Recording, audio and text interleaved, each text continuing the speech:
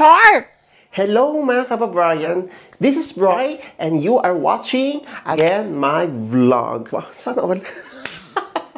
And for our today's short episode, today is vacation day.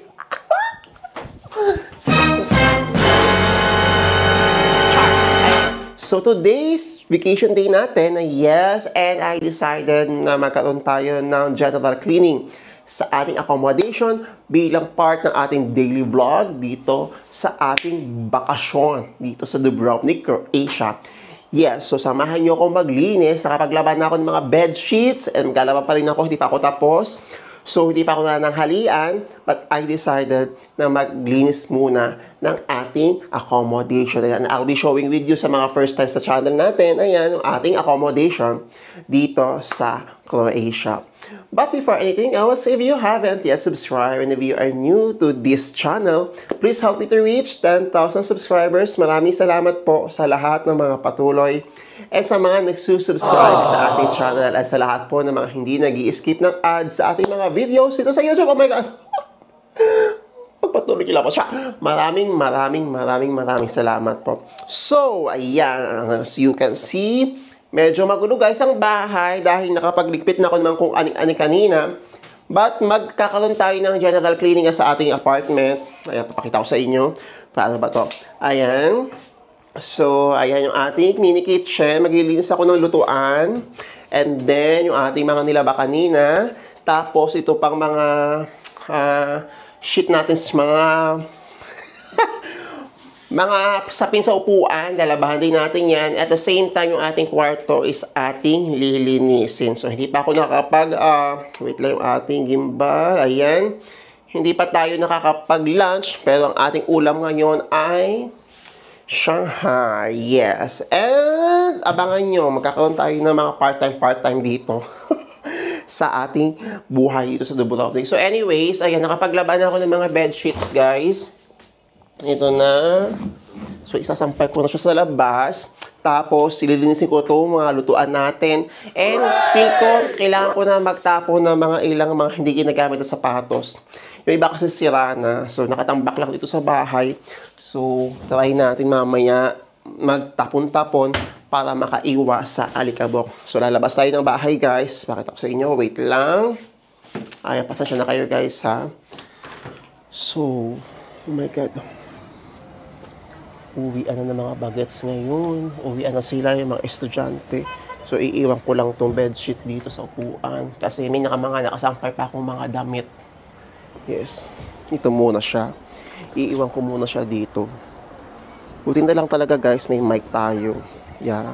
Kasi, kahit pa medyo malayo-layo ako, at least, naririnig nyo ako and hindi ko kailangang magsisigaw-sigaw.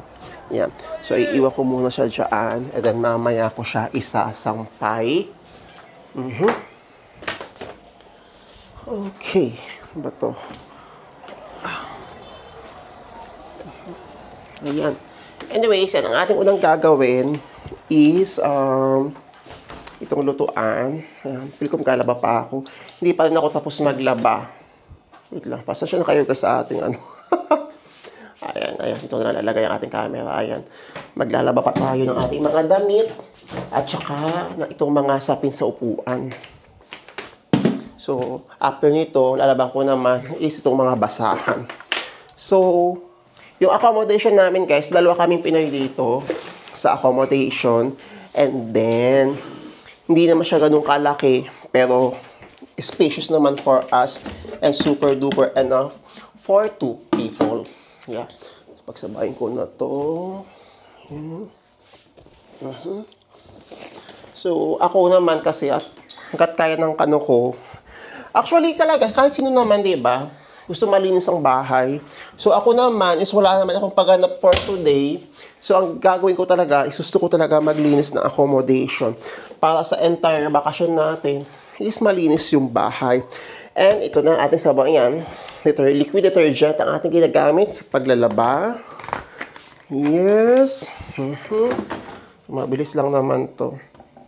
Yep. Ayan.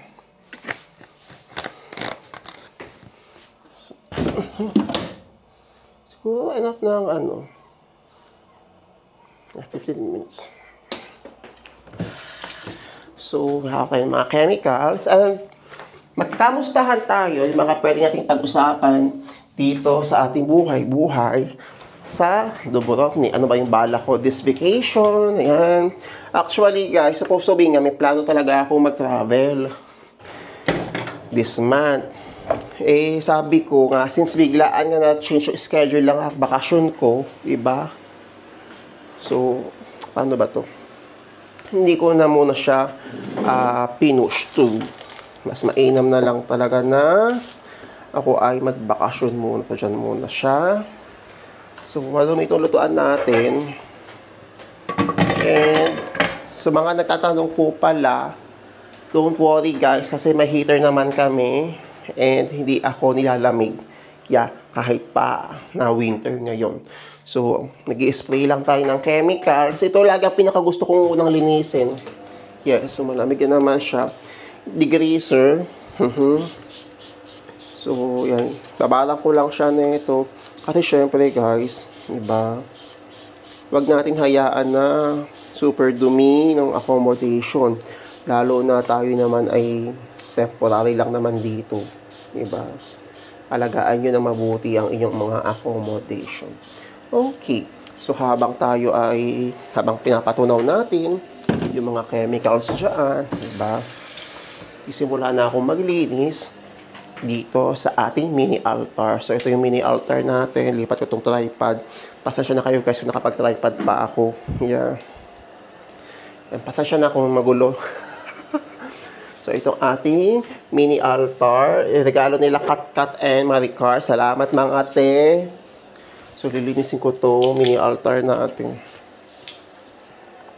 So, ako naman, guys, kasi hindi naman ako, alam yun, as in, hindi talaga ako palalabas.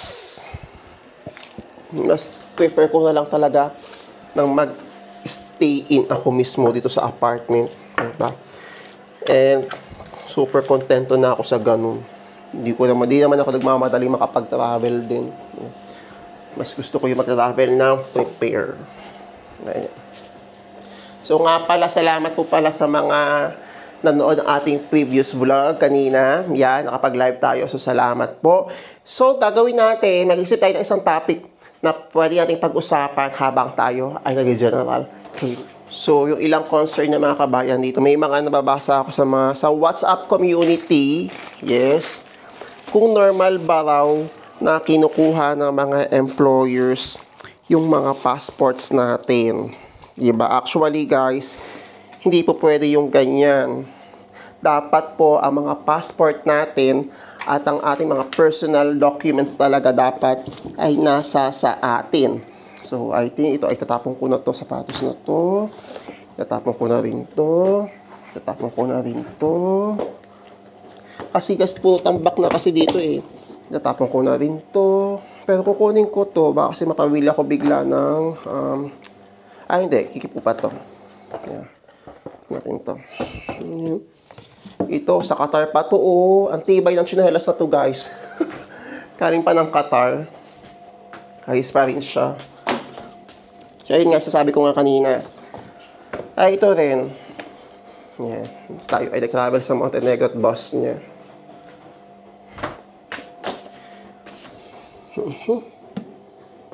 Linisin natin ito. Itatapon na natin yung iba guys. Kasi nakatambak lang naman dito. Wala ko ng gabok. Pamunas. Bakit may mga employers na kinukuha mga passports ninyo? Pero yung ID naman yata is hindi. Diba nga sabi ko nga sa inyo guys, hindi pa pwede. Huwag kayong papayag na kinukuha sa inyo ng inyong mga employers ng inyong mga passport. Pwede kayong magreklamo sa police if may mga ganon. Pero, bakit kinukuha ng mga employer ang mga passport? Diba? Para saan pa? Siguro, yung mga employers na yan, may mga past experiences sa mga Pinoy na yung iba is tumatakas. Diba? Sabi ko nga, diba? Talamak dito sa Croatia na rin, guys, ang pagtakas ng mga kababayan natin para makapagtrabaho sa ibang part ng Europa. Lumiliban sila sa ibang part ng Europe, guys. And syempre, hindi naman, tawag ito, hindi sila makakapag-travel ng ibang part ng Europe ng, syempre, ng expire ng ID. So, usually, syempre, sino ba namang employer ang papayag na maglarasan yung tao mo, diba? Lalo na, like, for example, kung kailan pa i-start ang season, kalagitnaan ng season, magsisipag-resign, diba? Sinong employer ang papayag nun? Without any valid reason. So, malamang, syempre, yung ginagawa namang ilang kababayan natin, ibang lahi naman, hindi lahat ha, is tumatakas. So, ang mga employer, syempre, na-frustrate din. Yun ha guys, ako is pumapagitna lang naman. Hindi ako para, alam mo yun, hindi ko sinasabing tama yung pagkuha ng mga passport natin, mga ID. Pero, somehow, may pinaguhugutan yung mga employers kung bakit nila ginagawa yun. Natakot sila na baka mamaya, tayo is bigla-bigla mawala na parang bula. So, nakakalungkot talaga na may mga ganyang sitwasyon. And, siguro, idaanin nila natin sa maayos na usapan. I-prove ninyo sa inyong mga amo na kayo ay hindi tatakas. Yes. Pero yun nga, hindi ko rin talaga masisisi yung mga iba na tumatakas. Kasi ang iba sa atin ay hindi magandang experience sa mga amo. Ang iba is hindi pinapasahod ng tama. Diba? Pero guys, hindi sagot yung pagtakas para masabi natin na makaalis na tayo doon sa hindi tamang pamamalakad ng mga employers natin. Diba?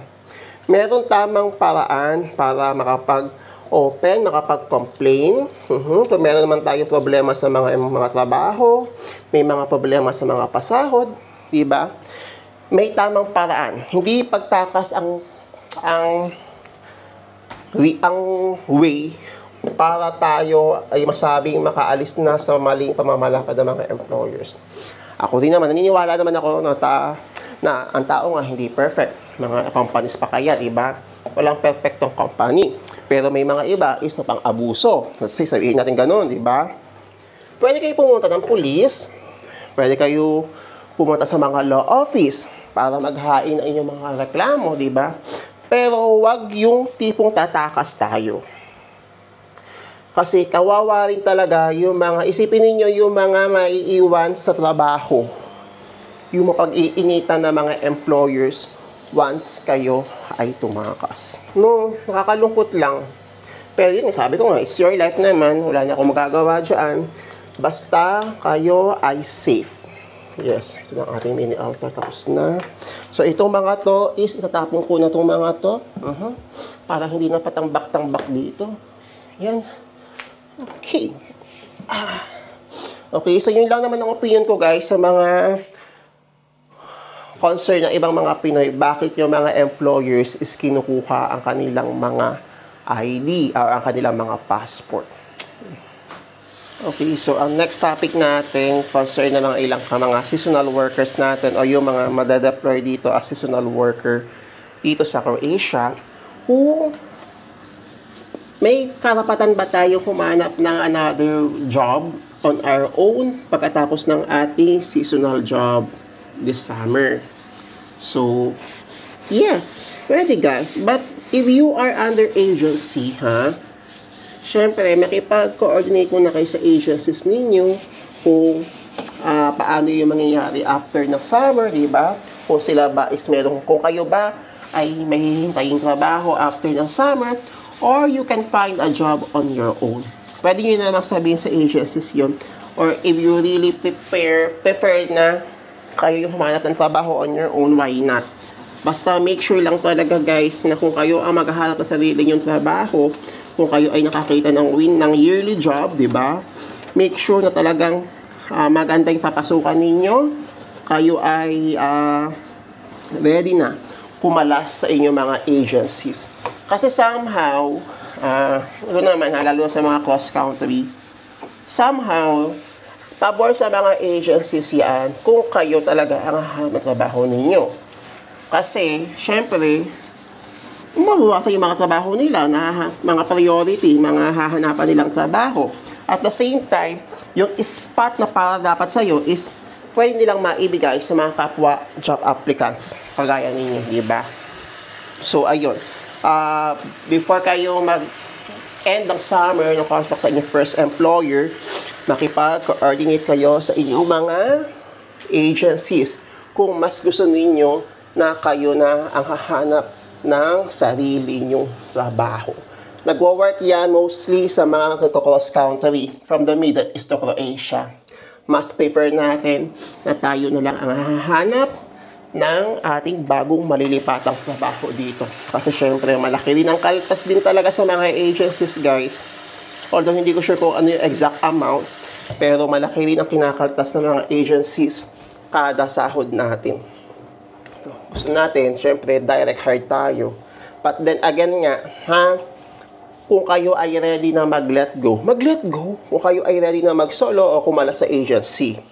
Pero kung tingin niyo is need nyo pa assistance ng agency, di ba? Medyo nag-worry pa kayo na baka mapaano kayo, di ba? Pwede naman. Ayan. So, ito ay nililinis ko na. Ayan. Ito lang tayo sa ating bakasyon. Although, okay naman ako sa ganito. Hindi din nga ako palalabas. Pero mamaya try ko lumabas ng bahay. Kasi, gusto ko pumunta ng mall. Yeah. Nasabi ko na sa sarili ko, this vacation, I will treat myself. Ay. Alam niyo ba guys, bakit ako na, sabi ko nung last time sa mga vlogs, so bakit ako totally na burnt out na. Okay, share ko sa inyo yung buhay ko ngayon dito. Hindi talaga madali. Nakakapagod. Sobra. Nakakapagod na nakaka-pressure na minsan is hindi naman ako naiinis talaga sa mga tao. Pero yun nga, mas nakaka-pressure din talaga kasi meron kaming inspection na gagawin. Kumbaga parang audit na naman. Ayan. Alam mo na, syempre dito, diba, darating yung mga inspector, tapos mga amo, mga bosses, mga big bosses, mga ganyan. So, matinding preparation talaga yung ginagawa namin sa store.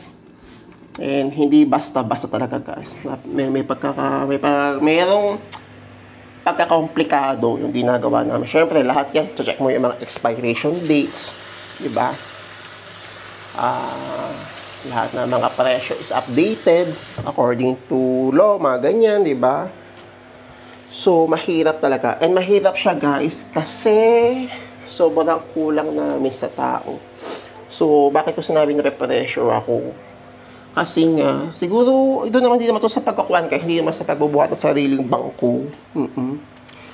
Although, thankful naman ako sa tiwala ng amo.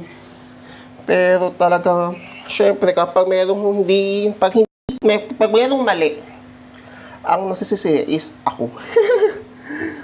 Although inamin ko naman sa amo ko yun. Minsan nakakainis na kasi parang ako na lagi yung nakikita. Siguro dahil konti nga lang din talaga kami. And yun nga, hindi naman ako galit to the point na personal is galit ako. Yes. Talaga, minsan is nakaka-pressure lang din talaga. Eh, nakakapagod na nasisisi ka palagi. Although hindi naman ako perfect. Sabi ko nga, hindi lang naman one man yung company, yung pinapasukan ko, diba? Pero somehow, na-appreciate ko sila sa tiwala nila sa akin. Yun lang, nakakapagod talaga. Nakakapagod. Kaya sabi ko, nag-request talaga ako ng bakasyon. Bigyan nyo ako ng bakasyon na kasi tao lang din naman ako, napapagod. Oh, and deserve ko talaga. Deserve naman, deserve. Meron pa talaga akong vacation leave na hindi ginagamit. So, kailangan ko na talaga siyang gamitin. Yes. And thankfully naman talaga. Thankful ako sa amo ko na pinapakinggan na din naman ako. Pag gusto ko ng bakasyon, kailangan ko na ng bakasyon, kailangan ko na ganito, ganyan. Ibinibigay naman talaga niya. Mabait yung amo ko.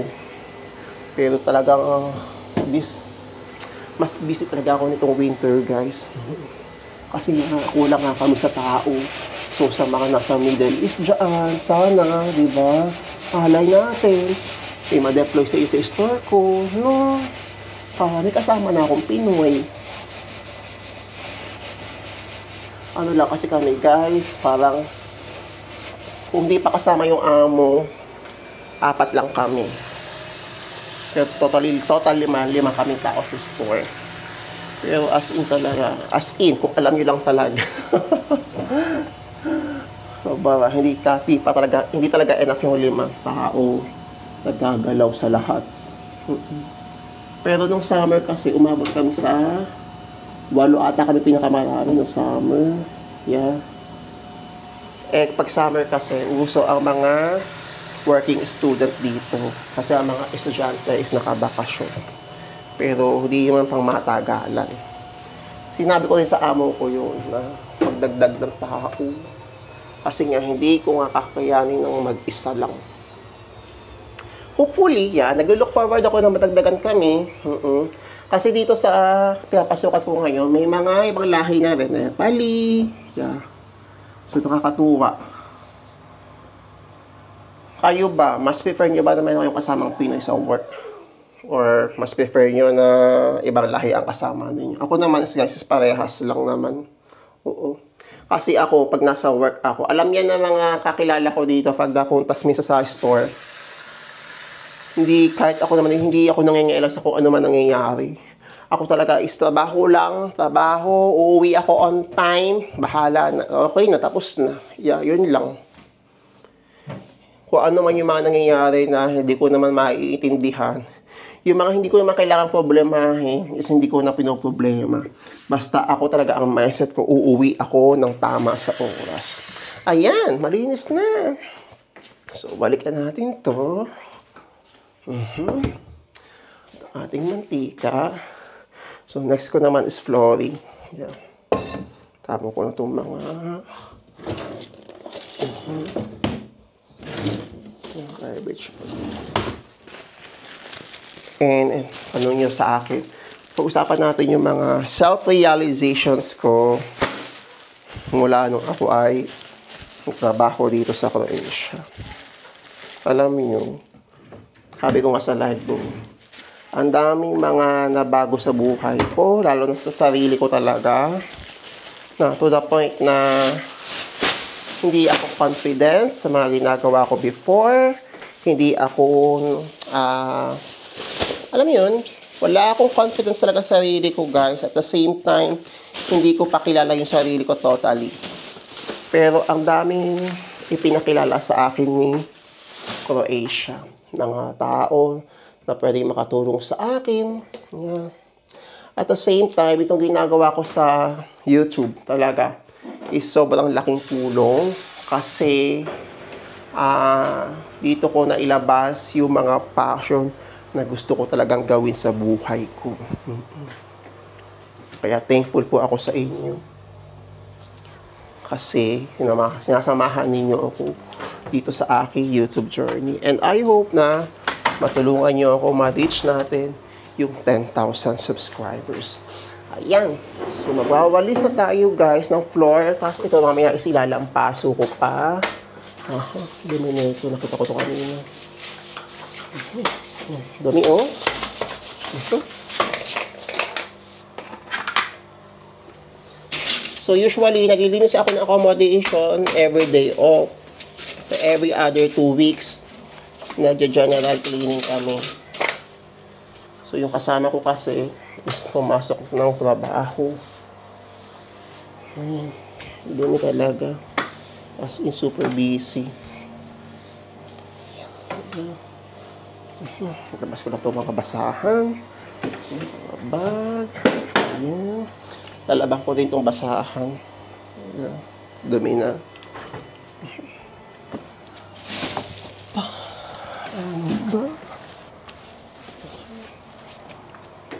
Ano ba? Ang dami ko pang gustong gawin sa buhay.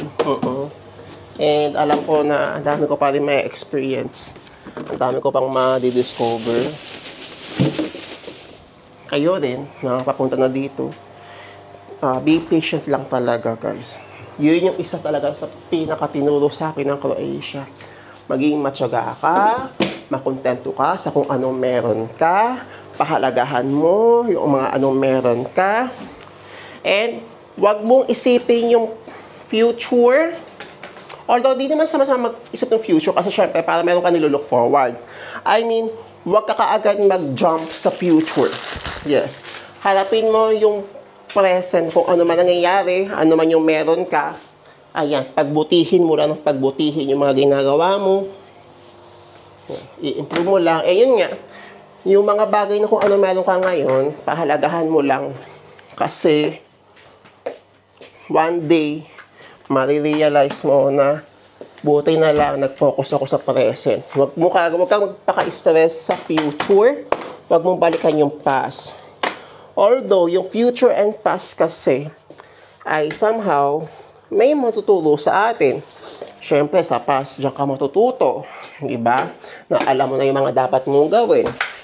Sa future naman, at least somehow, mayroon ka nilook forward. Pero ang pinakamahalaga talaga, guys, is kung ano man yung ginagawa mo ngayon, makontento ka lang talaga. Aray! Oo, makontento ka lang talaga. Nahulog yung ating doorknob. Ayan. So, pasensya na kayo kung medyo wala katuturan tong vlog na to. It's Tuesday. Yeah. Pinakamatuman na bentahan, Tuesday. So, iniisip ko pumunta ng Split. Yeah. Comment nyo lang kung may mga viewers tayo from Split. Punta tayo ng Split. Kahit one day lang. Gusto ko mag-mall. Iba naman yung mall na pinupuntahan ko. So, maybe one of these days, before tayo bumalik sa trabaho, pupunta tayo ng Split. And, ayan, comment nyo lang din. May mga kabayan tayong viewers sa Split. Gawa tayo ng content together. Para hindi naman puro taga-Dubrovnik ang ating mga nai-interview dito. Diba? Igala nyo ako sa Split. Kasi, maganda sa Split eh. And gusto ko rin puntahan ng Pula. Gusto ko makita yung Colosseum nila doon.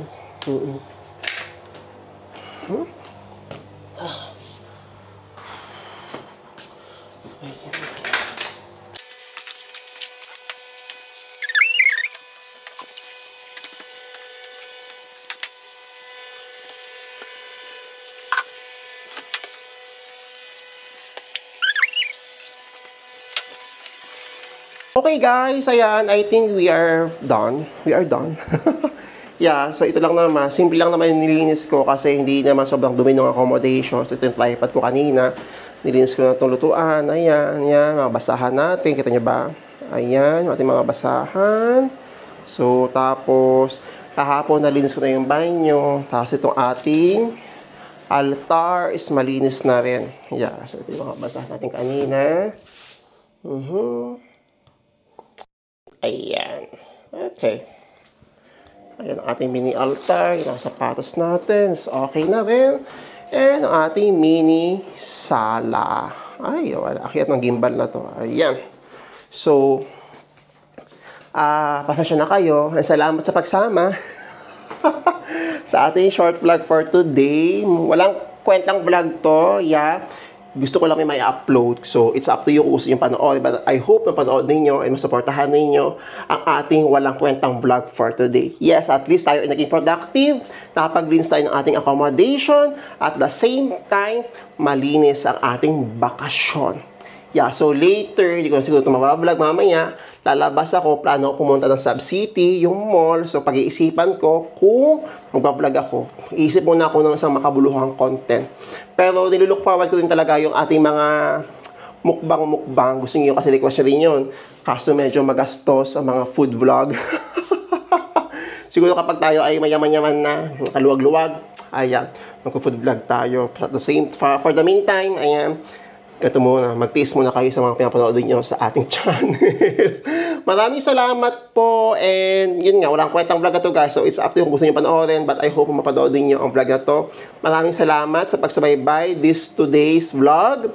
Yes, and I hope na somehow kayo ay naligayahan sa ating mga ginawang paglilinis ngayong araw na ito. Mabilis lang naman. And I hope na kayo po ay makarating na soon ng Croatia sa mga naghihintay ng mga working permits, ay mga visa. I hope na dumating na. So, Kung meron kayong gusto content guys na gusto nyo gawin ko, aside from food vlog, ayan, mag-comment lang kayo, gawin natin yan, maalam nyo yan ang ating maging next content.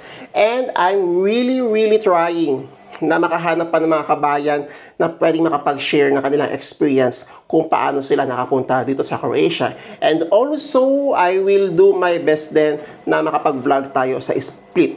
Yes, pipilitin ko kung kaya ng energy at kaya ng budget na tayo ay, kaya ng budget, yes. Pero yung ating energy, yes, let's see. Kasi tamad talaga akong maglalabas ng bahay.